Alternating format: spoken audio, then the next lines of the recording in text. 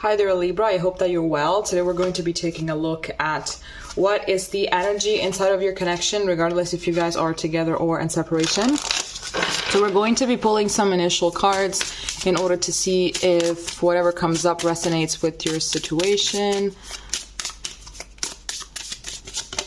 Okay, so here we have pentagram, harmony, protection, idealism, when number 35 breaks down to an 8.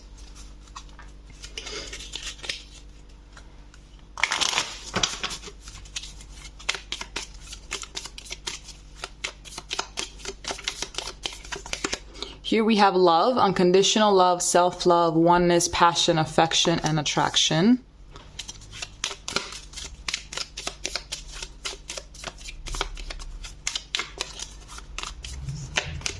Here we have camera, reminiscing, keepsake, perception, learn from the past and make memories.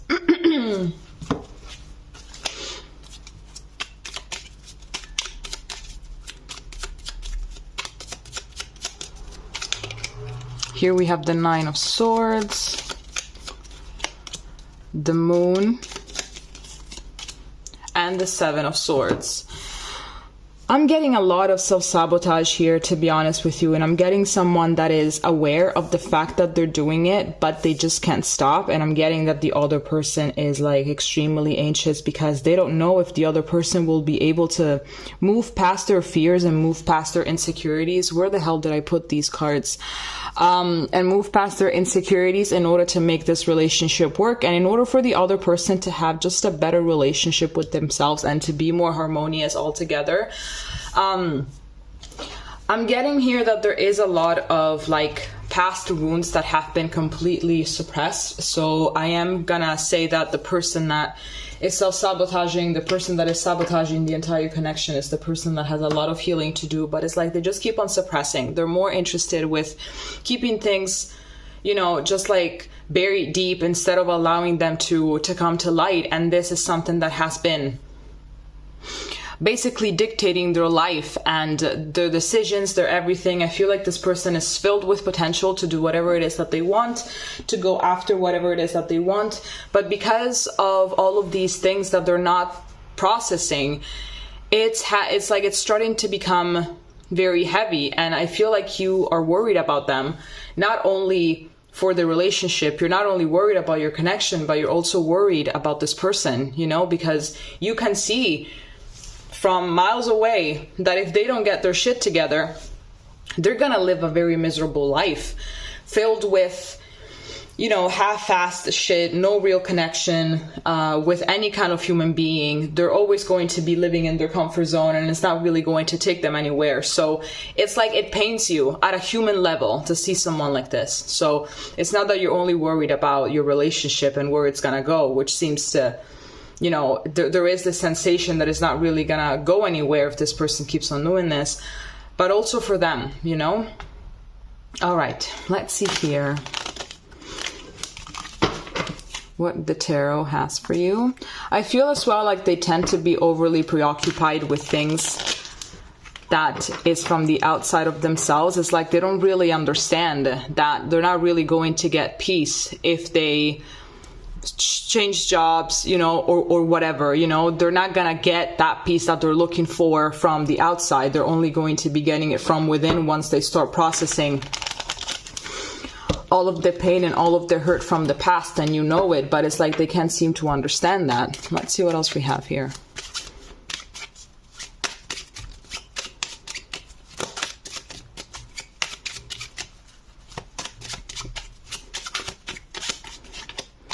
Here we have the 2 of Pentacles. Here we have the 4 of Wands. Here we have the 6 of Wands. Here we have the 9 of Wands. There's a lot of wands here. This connection is definitely very, very intense. And then here we have the Tower. I feel like someone here has been doing way too much, you know? like all the emotional burden of this relationship has been put on the back of only one person, and the other person is not really doing anything, precisely because they're self-sabotaging. And if they don't really have the courage, they don't know how to deal with themselves, they obviously cannot deal with the relationship either, with your feelings. They just cannot do that. They're not available to themselves, so they're obviously not available to you. They're not really available to anyone else here. With this Nine of Wands, I'm seeing that there is that barrier between themselves and the world. And that is something that they put because they feel safer that way. It's like they interpret the outside world like a very dangerous place, and that if they try to put these walls down, then something terrible is going to happen, you know? It's like some kind of a life or death situation in their mind, and it's very catastrophic and it's very intense for sure. But whoever has been doing the most of the work cannot really keep on doing this, you know, because it's not really gonna get what they want, which is fulfillment and celebration and a higher level of commitment and an actual real connection. It's not really going to be leading anywhere, if not to exhaustion, if not to resentment, and if not to a lot of anger, obviously, because, well, I'm doing all of this by myself and you're not really helping me. I feel like I'm mothering you, or feel like I'm parenting you, and feel like I'm doing all of these things, and I'm exhausted when I would just like companionship and I would like for us to do things equally. But I feel like this is not really going to be happening with this person, because they are just so guarded that there is basically no way for them. And I don't even see any kind of will for them, you know, from them to do something about this situation. Here we have the Knight of Pentacles. Here we have the Six of Pentacles. Here we have the Ace of Wands. And here we have the Five of Cups.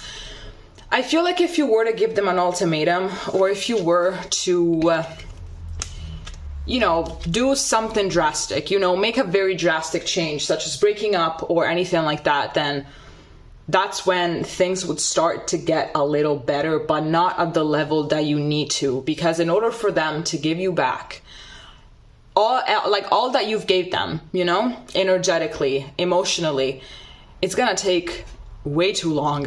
And I feel like by then not really going to be interested anymore, because sometimes we get out of relationships for exhaustion, you know, because we're so exhausted. Like the level of exhaustion surpasses greatly the level of love that we have for this person, and also because it's fueled by resentment and anger and sadness and disappointment and a lot of other things. So I feel like they would start to give you a little bit of bits and pieces back, but it's not going to be enough, you know? So I feel like at this point, the best choice to do, at least for now, is to take that energy back to yourself and heal what this relationship has broken in you. Well, broken. The wounds that it has created. When in reality, I feel like it's not even the creation of wounds, it's rather reminding you of what kind of wounds were there before and in what way they have presented themselves to you once more in order for you to heal them in this connection. So yeah, I'm definitely getting that there is a really strong karmic bond here. The Four of Wands can indicate a twin flame thing if you resonate with it. And I am believing that this person is here to remind you of your worth and to remind you that this is not something that you deserve, rather that you have to be in a relationship with someone that equally cares about you, right? All right, Libra, this is all that I have for you. If it resonated, please let me know, and we're going to be seeing each other next time, okay? Bye-bye.